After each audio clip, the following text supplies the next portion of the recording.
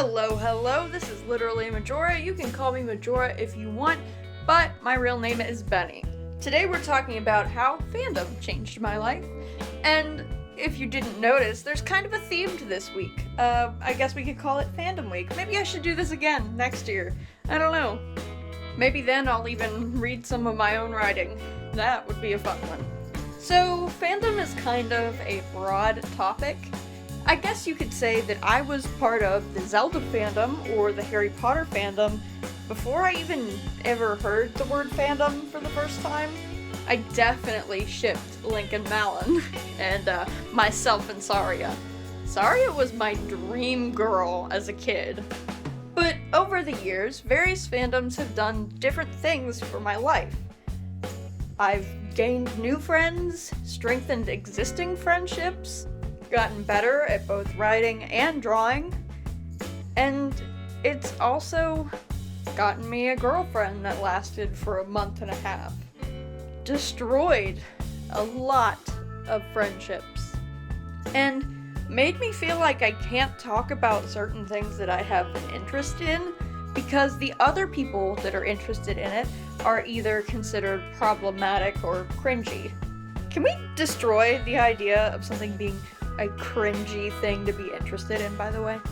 So let's start with some high points. I started writing entirely because I wanted a background story for one of my favorite movies, which already had a background story that I didn't even know about. And then I also wanted to write my own take of the events of one of my favorite games as a kid, Ocarina of Time. Wow, look at that! This one's connected to the last episode. That's cool. In 5th grade, so between the ages of 10 and 11, I didn't do much in my free time that wasn't drawing OCs, designing new maps for locations in Hyrule, and carrying around and writing in this really disheveled composition book. I came up with my own new Zelda lore, which is something that I still like to do. And I came up with my own really convoluted version of Sheik's background, which was really, really extra. I could probably do a video about that. Of course, I had no idea what OCs were, or that there was a name for what I was doing, or that lots of people on the internet were also doing that. That is, until a few years later, when I stumbled onto what I kind of consider its own weird internet subculture. Let's Plays. The thing that was different about my early Zelda fanfiction writing and my experience with the Cryotic/Late Night Crew fandom was one simple thing. Unmonitored internet access. I had my own computer, my own YouTube account.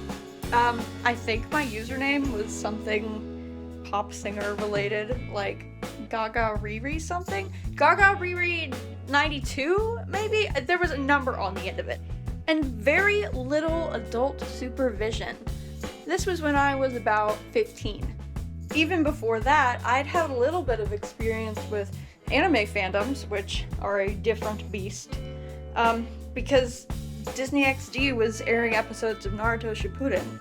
And in Googling a picture of Sakura to draw, like as a reference, I somehow ended up on someone's DeviantArt account, face to face with a picture of Sasuke kissing Naruto, which blew my tiny 14-year-old mind.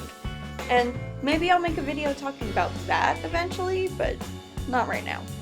But anyway, by the time I was getting a little more into watching the gaming side of YouTube, I was a bit more comfortable and supportive of the gays.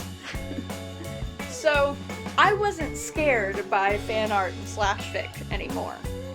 And when I heard a member of the Late Night Crew mention this thing called Tumblr, I was intrigued, you know?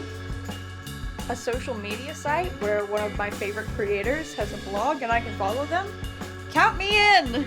How Tumblr changed my life is definitely in the works, so I want to save a little bit of the story for that. So, to give an abridged version, I forced my way... God, that sounds horrible. I forced my way into a friend group in the Late Night Crew fandom that consisted of what I like to think were the better writers in the fandom. I had an online girlfriend for a while, and I would say I learned a lot about myself from that experience, and a good deal about the world around me that I didn't know. Suddenly, I was writing multi-chapter fics about my favorite creators fucking a lot. And then I was writing Gearalink. I wrote some stuff for Free Iwatobi Swim Club, Spider-Man, Naruto, and probably a few others that I can't even remember because a lot of this has since been deleted, and it was about 4 years ago when it was deleted, so I can't really remember it all anymore. To save some mystery for the How Tumblr Changed My Life video, all I'll tell you about 4 years ago when that was deleted is this.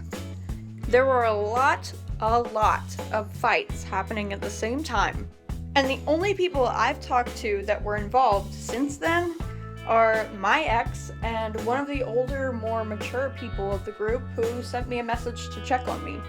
The whole experience left me with a bad taste in my mouth. I worry every day about so many people that I haven't been able to get in contact with. Some of them, I can't find any traces of them on the internet anywhere anymore.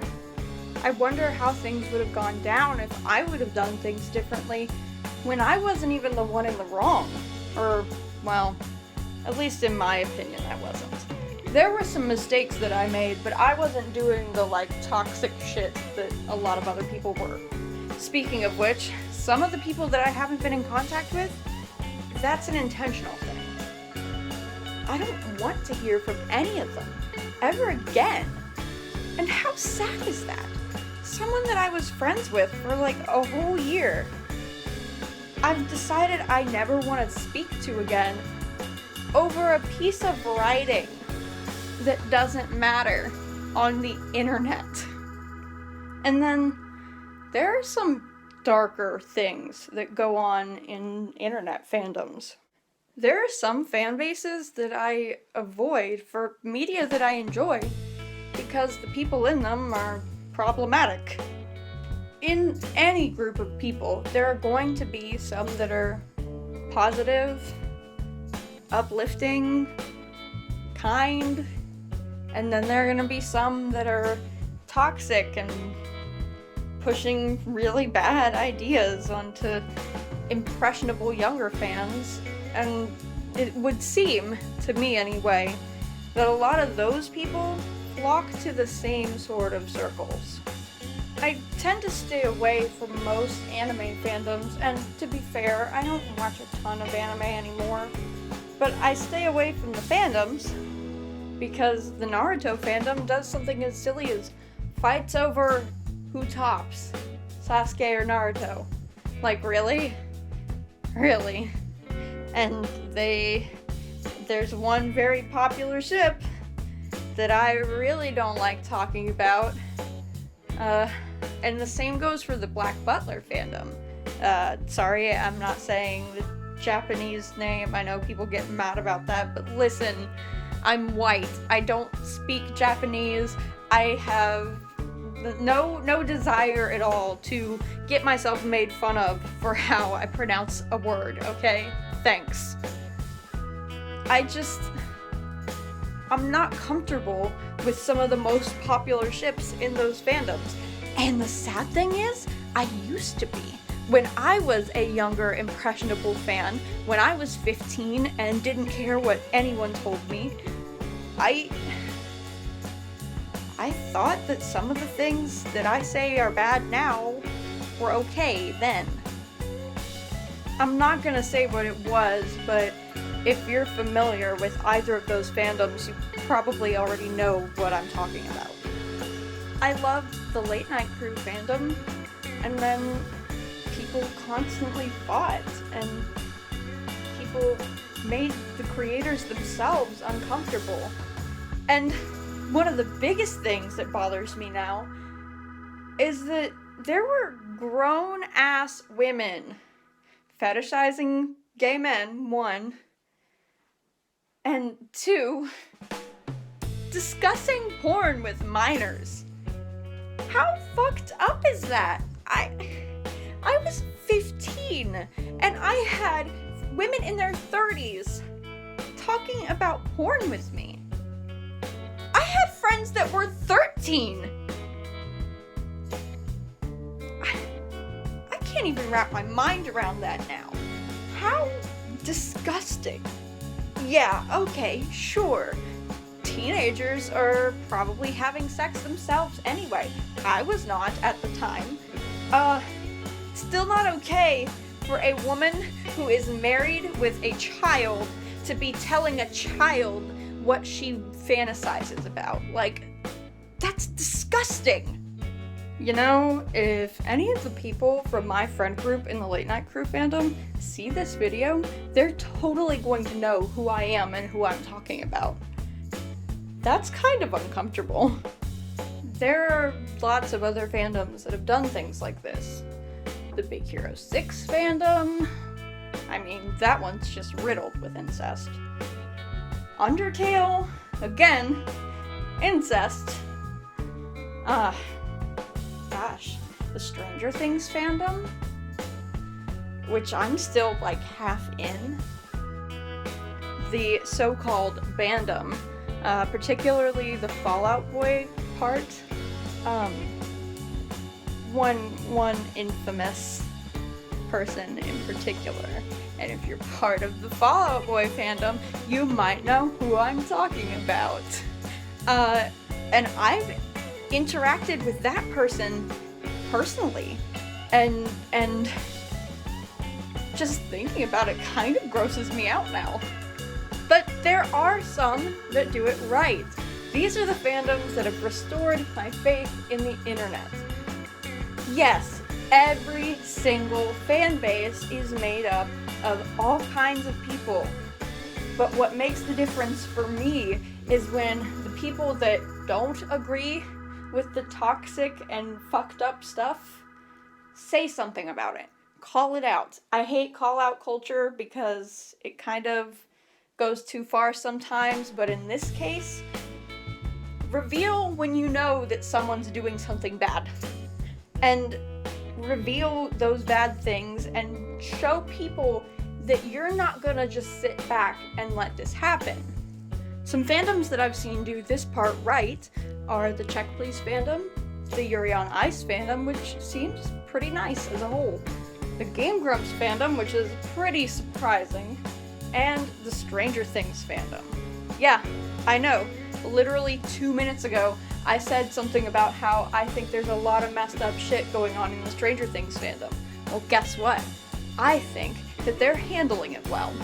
The things that I see a lot of in the Stranger Things fandom are the sexualization of children and shipping those kids with, if not adults, teenagers that are significantly older than them, which is not okay. In contrast, the majority of the fandom calls that out and doesn't think it's okay. The more popular fan-created content is the fan-created content that's not potentially harmful. In the Check Please fandom, I don't really see a lot of content that's fan-made that's in any way potentially harmful to children, and I don't see very many, like, really negative relationships being portrayed positively. And I know, I've said it before, I'm a sucker for a villain and a hero ending up together, but the villain has to undergo some changes first. So they can't just go, haha, I'm still evil, but also let's have sex. Another thing that the Check Please fandom does really well is celebrating diversity and representation. The whole week up until the day of Valentine's Day is dedicated to Nursey. It's Nursey Week. People write, fix, and draw things from prompts, and it's all featured on one blog that reblogs it all that's dedicated just to Nursey Week. There's another week out of the year, I can't remember what the dates are, but they do a similar thing for the character Chowder. This is a big deal because these characters are both people of color. Nursey is black. Personal headcanon, I think that his dad is African American and his mom is Dominican, but that's not canon at all. I also think that his parents are divorced and he has a stepmom who is Pakistani. And that's complete conjecture. There's nothing canon about that part, but he is black. And then Chowder is Chinese. We know that his mom actually speaks Chinese while Chowder himself doesn't. And these are two of the most celebrated characters in the entire comic. Yeah, there are weeks dedicated to other people, I guess. I've never participated in anything but Nursey Week. I love Nursey. And I really enjoy participating in a week-long thing of writing about him. And I'm pretty sure all but one fic that I have written for Check Please have all centered around Nursey or ships that involved Nursey. So that's cool. I didn't even realize that I'd done that. As far as the Game Grumps fandom goes, there's a pretty clear line of positive content and negative content, and the negative content is pretty small. People that don't have positive things to say or positive things to contribute typically stick to the comment section on the videos. And even that's kind of changing because there are fewer and fewer negative comments in my experience. All shipping is kept within the realm of not making the creators uncomfortable. Fan art is typically pretty respectful, and if it's not shoved in Aaron and Dan's faces. The most popular ships, and by extension most of the fics written, are usually good at taking into account real-life relationships, and as a result, tend to be more on the polyamorous side, polygrumps. I think the clear division between the two halves is kind of cool.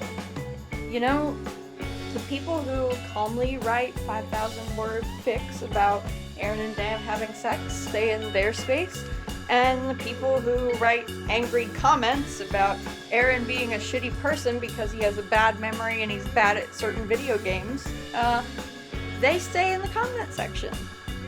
Which, by the way, Aaron is not a shitty person. I know so many people on the internet would like to have you believe that, but he's just playing a character on the show, and the fact that so many people can't understand that is kind of sad.